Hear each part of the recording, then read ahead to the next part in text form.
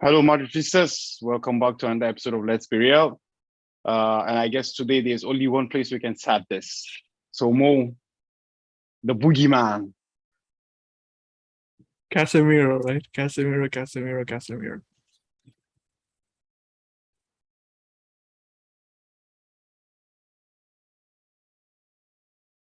Is there some sort of an issue? Exactly, man. Exactly. What's your take, Mo? What's up with our man? What's the Casemiro? Yeah, personally, I think this whole thing came out of, it's been a surprise because nobody expected Casemiro to leave, but it is what it is. Personally, I wouldn't want him to leave, but if he's leaving, nothing can be done. If the player wants to leave, once the player wants to leave, the club can't really do anything. So mixed emotions. I hope he doesn't leave, but if he leaves, we gotta live with it.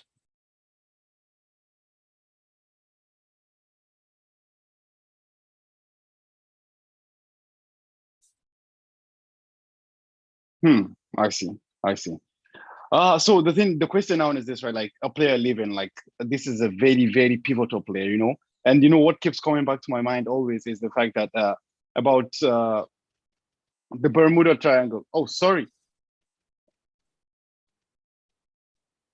Mo, is there like an echo or no echo? Like I feel like there's an echo on my side. I don't know. For me, there's not an echo, but I think there's a delay because when I speak, there's some time before you speak. So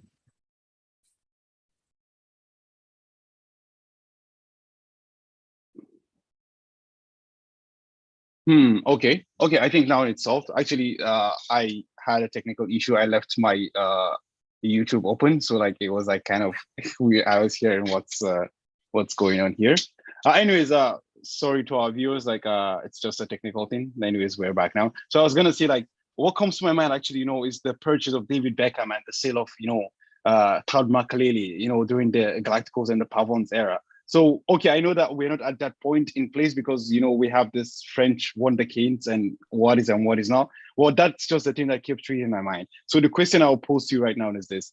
Do you think we survived the sale of Casemiro?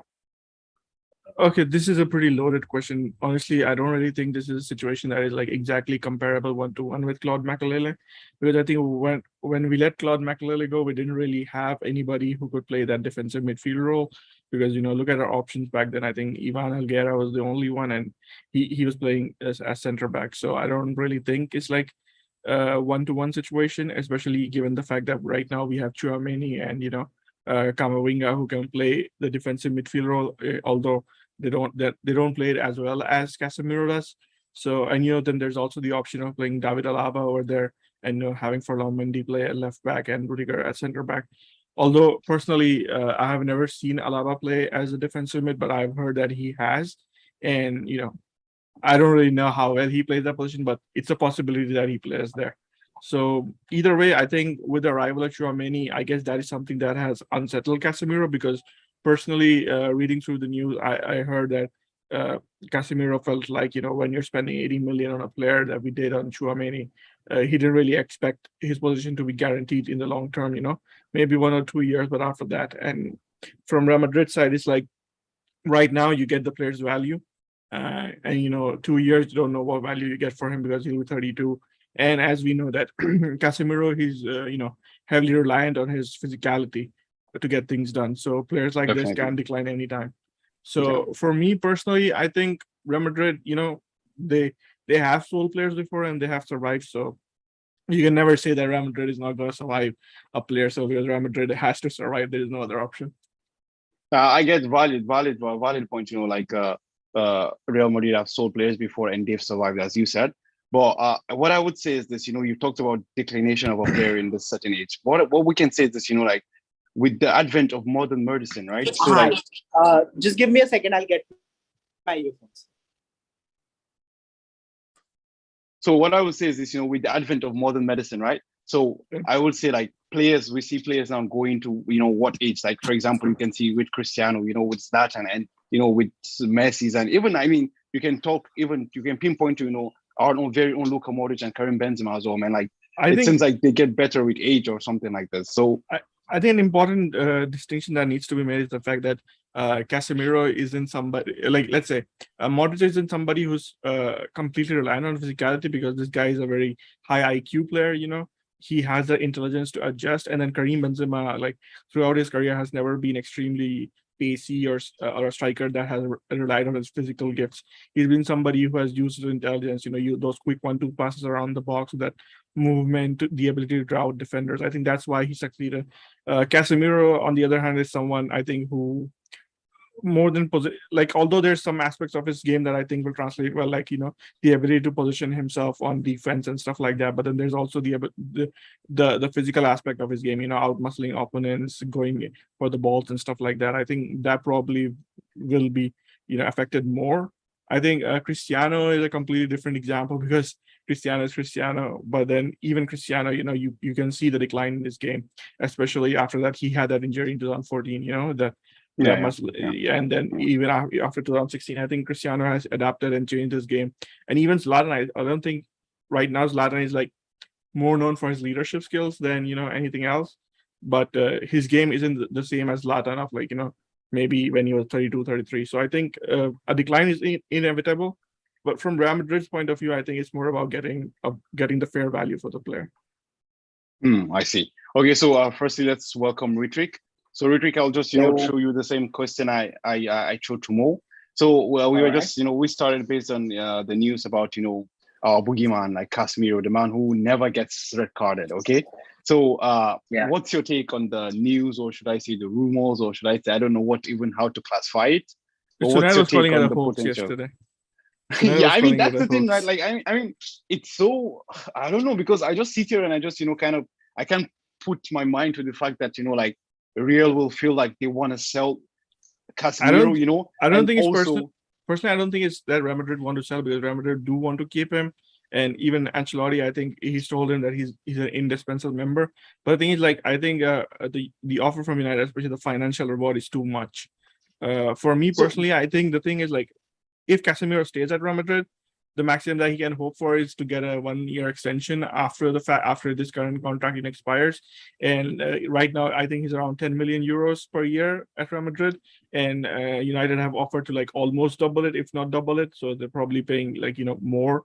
And I guess there's a lot of difference between the financial incentive that he has. And Real Madrid, right? Once players go into 30s, then they're very reluctant to pay out high wages. And Casemiro, historically, has been at low wages at Real Madrid.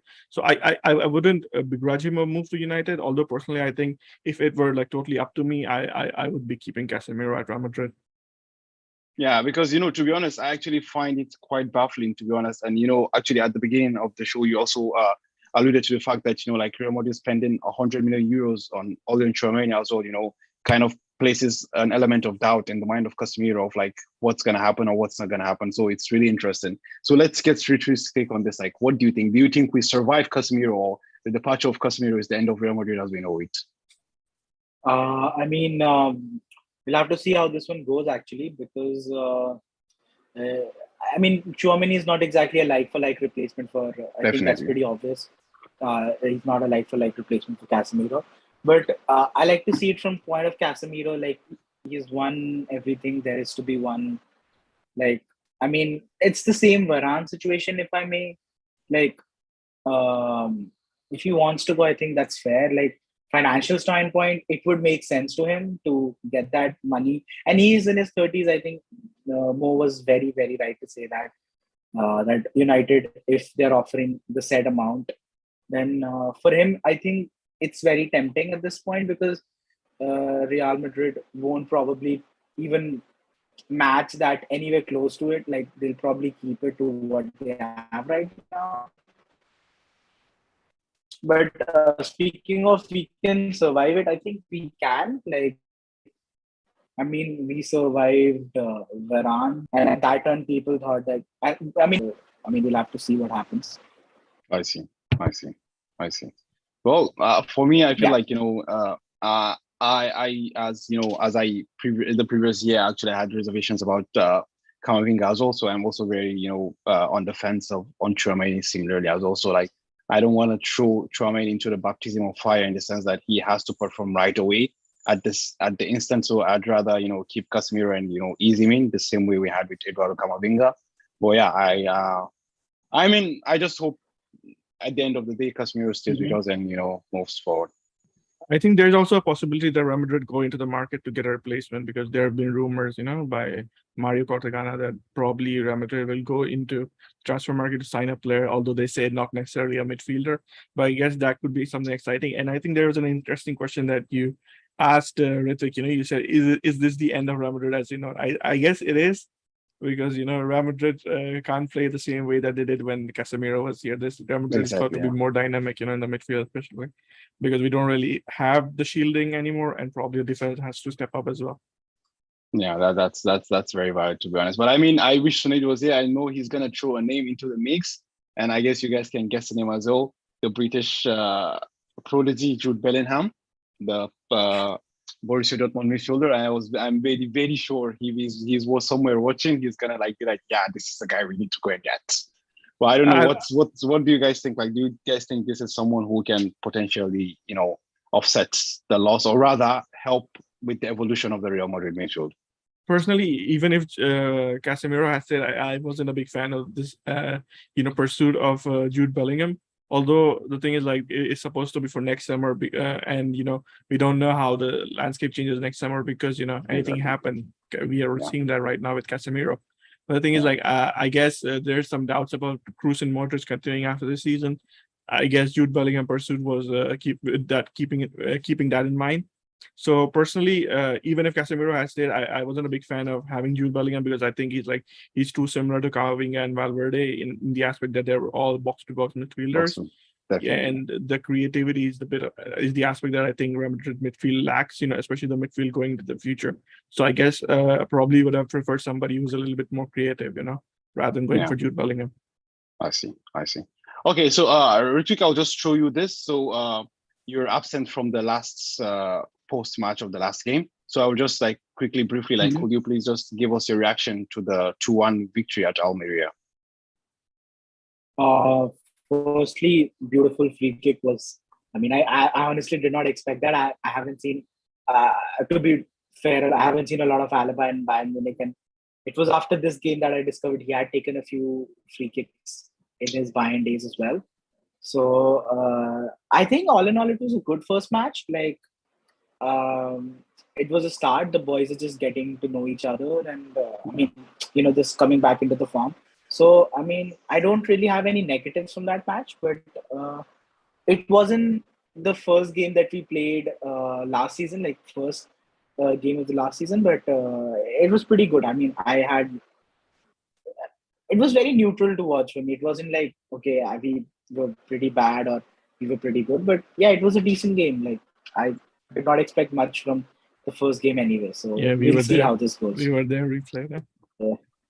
Yeah, I mean, it's the first game back, and already, as I commented on the last video, I was also absent. It's the first game back, and we're already coming from behind. So I think that might just set the tone for the season as well. So anyone who has a heart, I mean, and anyone who has a heart problem, just get your pacemakers or whatever you guys use to solve your problems nearby. Yeah, so I mean, I would like to get your guys' opinions on Rudiger, because I think the first goal that went in was partially, in my opinion, was partially Rudiger's fault. Yeah, so I wonder, how did you guys feel about his debut? I mean, when actually I listened to the pod, actually, I just, what was just on my mind was what you guys actually pinpointed to the fact that, Tony Rudiger always had one, drawback, which everyone actually criticized him with, is the fact that he's always flourished in a back three, never a back four. Even at Roma, for a back four, he had very, very shaky moments. At Chelsea as well, that's one of the reasons why, he couldn't work very well with Frank Lampard as well, because he was very shaky in a back four. You get? So that's the thing. But one thing I want to believe is that, Tony Rudiger has evolved as a player, playing with the likes of Thiago Silva, it helped him grow as a defender as well. So I think it's just, he might need a bit of bedding in moment, but I think eventually he'll get there. It's the first game, so let's not start shooting, or I don't know what phrase to use there, but anyways, let's just be patient. So yeah, for me personally, I felt like he was poor defending the space behind him. So I think pairing him up with a midfield with a defender like Militao, who can cover for his partner, is something that could probably be helpful. Yeah, I see. I see that might be, to be honest, that can be actually for me. I would be more like the midfield was really, really, really bland, to be honest. I don't know if because like Camavinga was asked to play in a wrong position or something like this, but to be honest, like it was a really, really bland midfield performance from me personally. Like when the old guys came back in, you could actually see a bit of a difference in there. And actually, man, like I mean, Celta Vigo with I think it's Romani and Sadiq Omar, they really, really tested our backline a lot. So I would say the midfield and the I backline. remember in the pregame we talked about Umar Sadiq, but I think Yeah. Ramzani was the guy who Exactly. we didn't really pay attention to. Exactly, man. Exactly. So I guess even the Real Madrid defense also slept on him, and eventually he showed what he was capable of. Actually, yeah. Anyways, I have a question before. I don't know if it's been discussed. Like this is a very radical idea of sorts. But how would you feel if Ancelotti tries this? Like if Casemiro does leave, how about if let's say Alaba takes that role for some time? That CDM role, or maybe I don't know if Rudiger has to take that, but I think Alaba can try that position. No, personally, I think Chouameni or Camavinga, either of them is going to play DM. I would be incredibly surprised if Alaba is playing defensive mid because I think Alaba probably plays center back, especially now, given the fact that Casemiro is moving and we lose that defensive protection. So I guess we'll probably need to go back to our best defensive partnership. That's Alaba and Militao. Mm-hmm. So I'll be incredibly surprised if Ancelotti moves Alaba into the defensive midfield role. Mm-hmm. I mean, to be honest, I don't think make an investment of almost 150, 160 million euros, like just to come and play David Alaba in the midfield role. I don't think that happens, to be honest. And as more rightly pointed out, the departure of the potential departure, which hopefully doesn't happen, God forbid, doesn't happen. Like we will need that leadership, like that, because to be honest, like that's one thing you can never, which surprised me the most last season. It's the way Alaba leads, the defense, the way he marshals everything. We would even need now more than ever because he will be there to guide either Tchouaméni or Camavinga, whoever plays. Anyways, I just wanted to say like one thing.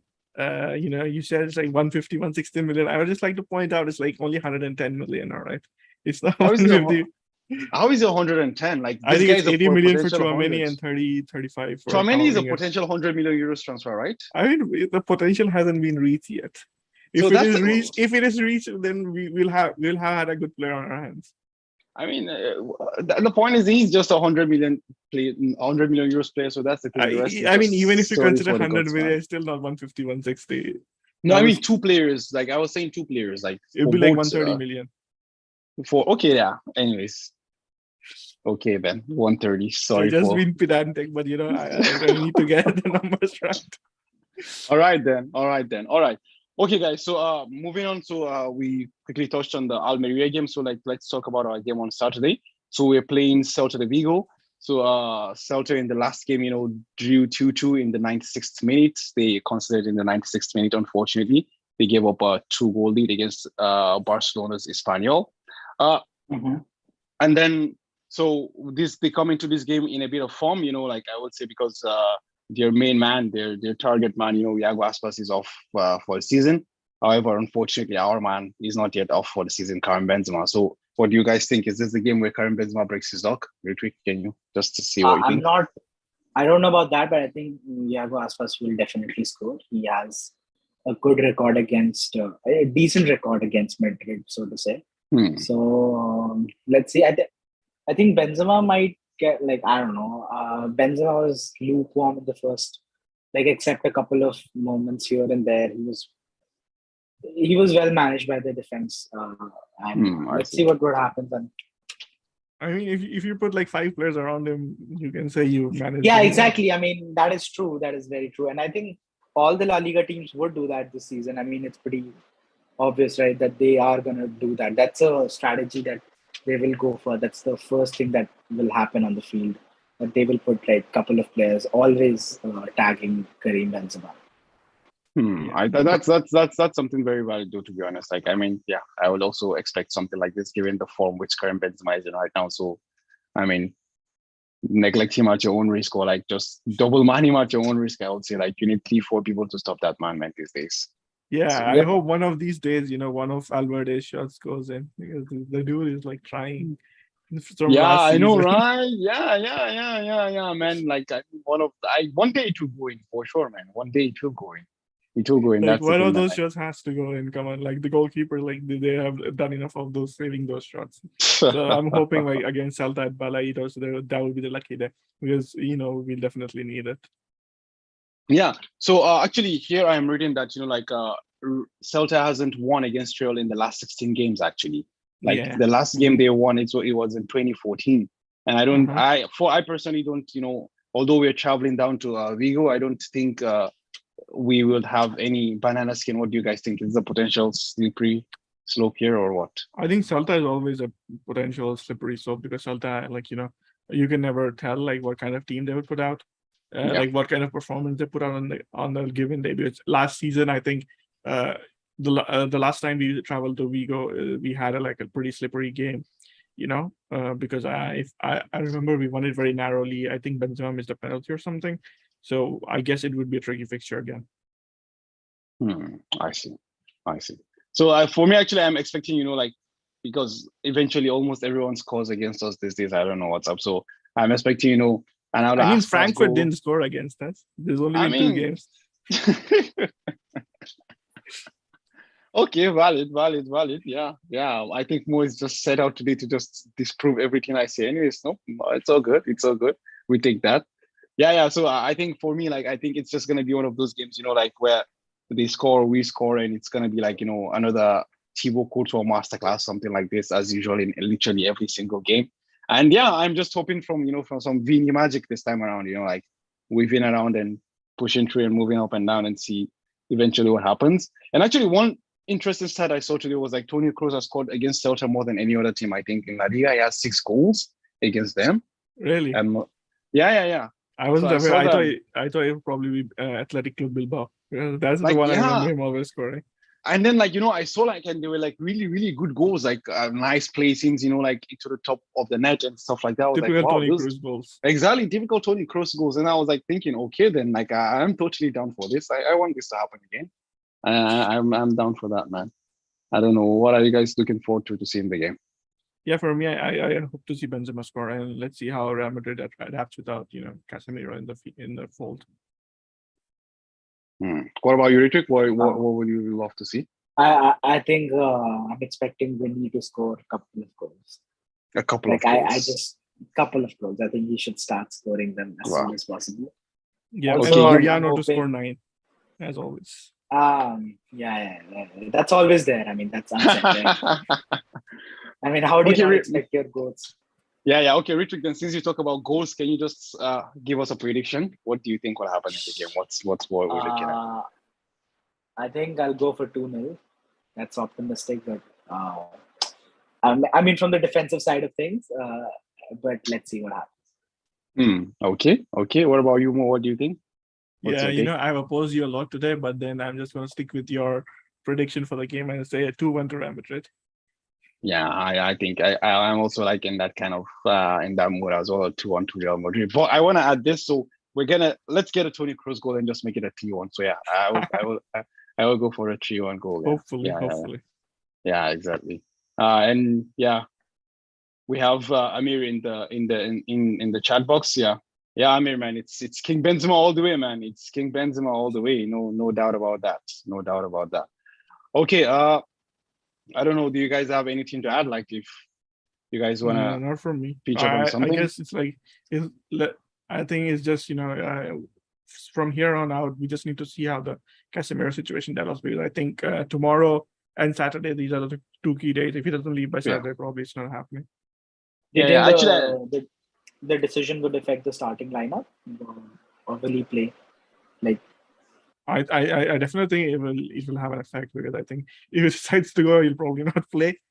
But if he decides to sell, I guess, yeah. I see. That's very valid, though. That's very valid. But actually, what I couldn't get was the reason behind the fact that you want to get it done before Saturday. I read this. I think United want him to play against Liverpool on Monday. Yeah. Wow. Because they're scared, because Liverpool will score 8. Scared of what? I mean, the point is they defeat Liverpool and they go ahead of Liverpool. That's how basic it is. I mean, the thing is, like, after what happened against Brentford, I think they don't want to take any risks. So I guess that's that. I mean, did they even watch Liverpool at all? I mean, like, I don't know. I feel like these guys can take on. I mean, Liverpool is Liverpool. You never know what happens. Oh, that's it could be another red card for another striker.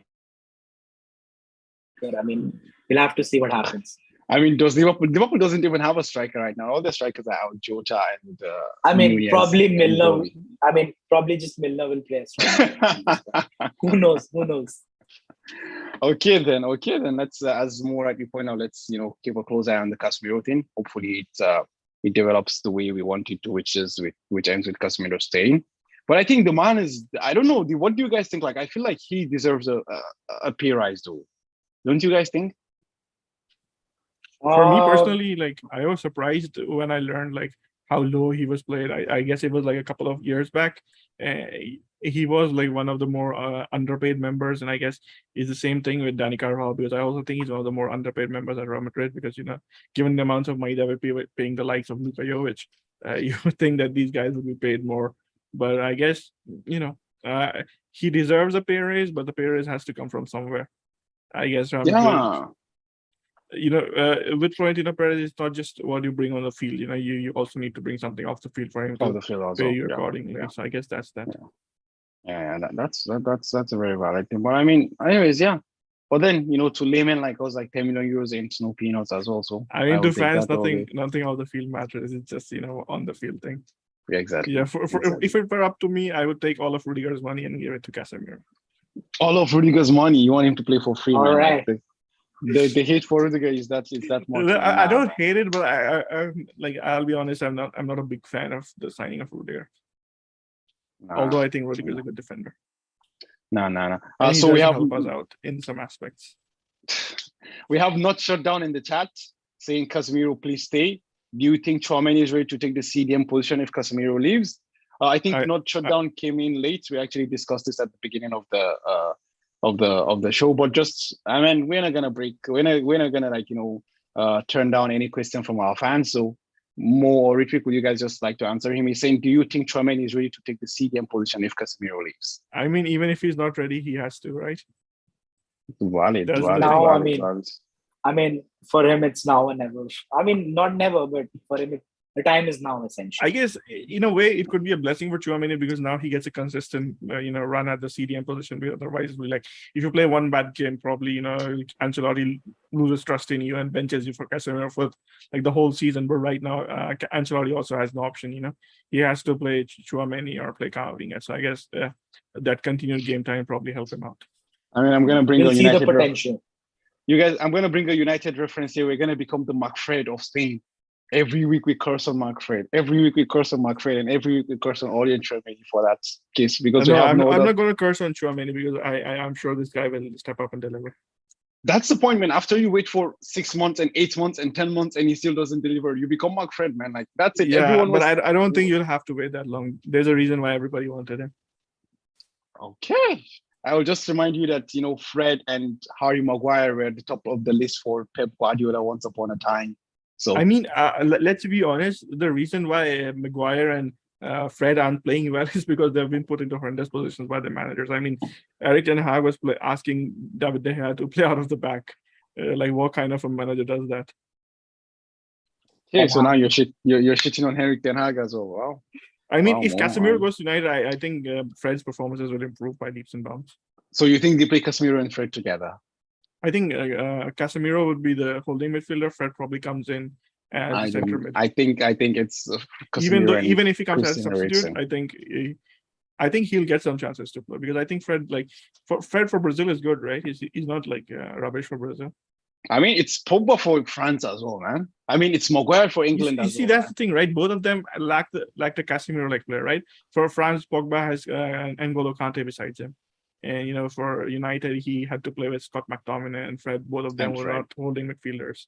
So, I mean, anyways, I think Casemiro plays with Eriksen eventually. I don't think he plays with Fred, but then we will see how that develops as well. I think it probably be Eriksen and Bruno Fernandes at the start. But I think personally, they should probably just pick one of Bruno Fernandes and Eriksen and probably go with a box-to-box like Fred. I mean, I actually personally feel like if you can get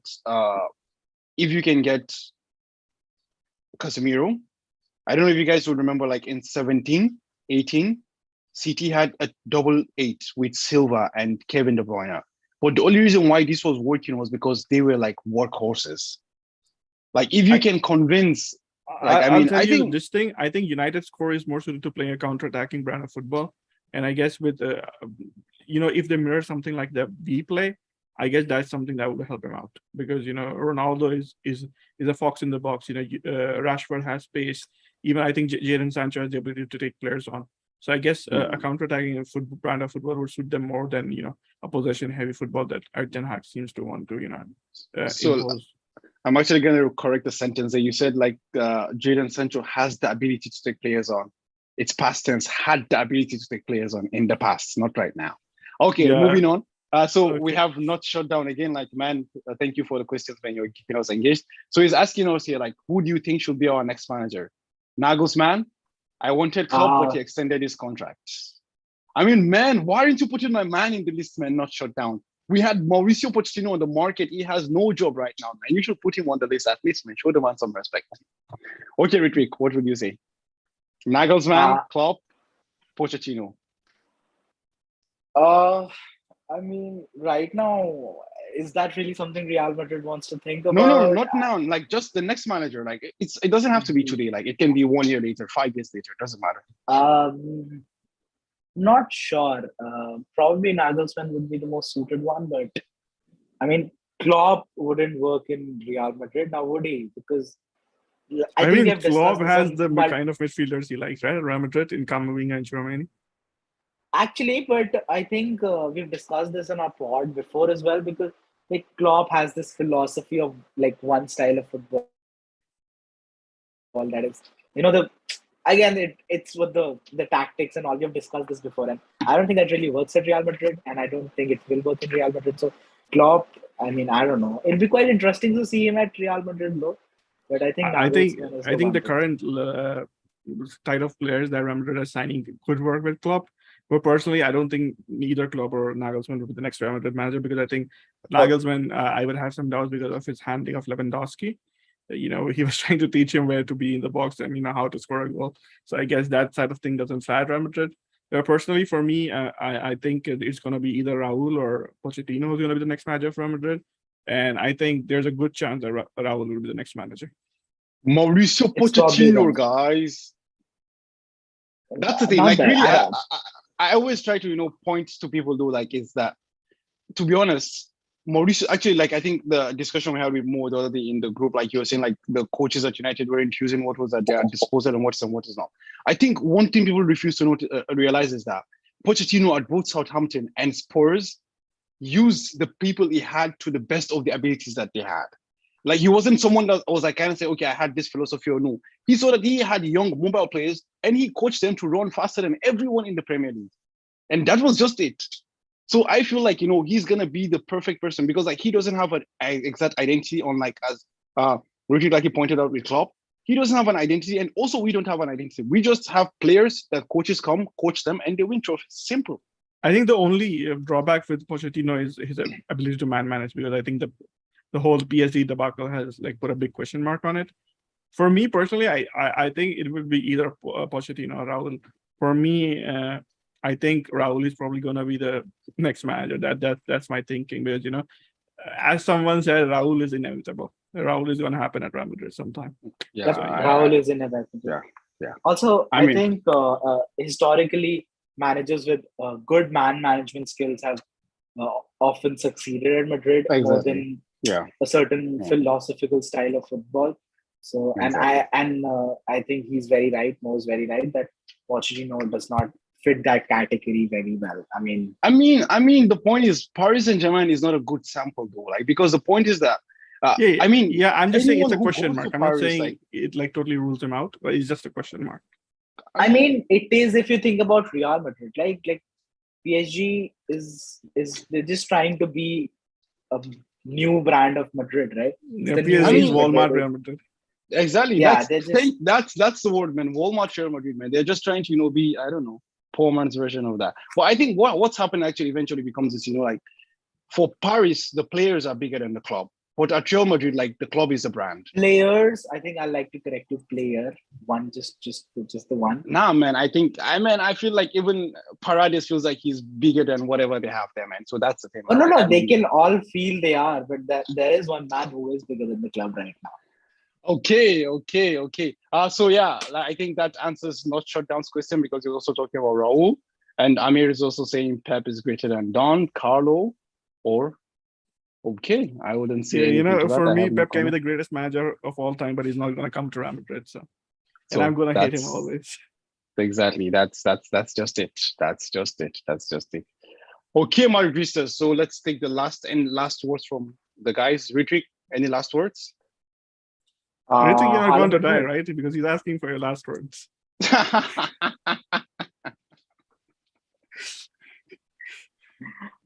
I mean, if I am, I'll probably say Hala Madrid and let's go Valverde. Maybe he wins Ballon d'Or in his career. A lot of it, I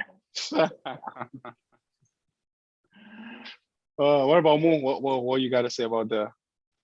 Yeah. I guess it's just watch out for how the Casemiro thing develops, and I guess we'll be back. Probably after the game, talking about how Casemiro, whether we missed Casemiro or not. So Ned will have some things to say about that. He's busy watching Arsenal. He probably doesn't have anything to say. Now they don't give him heart attacks, so it's good to watch Arsenal these days. I credit him for that. Who doesn't like good football? Okay, Madridistas, thank you for catching up with us. Not shut down, Amir. Shout out to you guys, and thank you for coming on our live stream. Hopefully, you can join us for the next ones as well. We plan to do much more of this, watch alongs and what is not. So that will be all from our side. Hala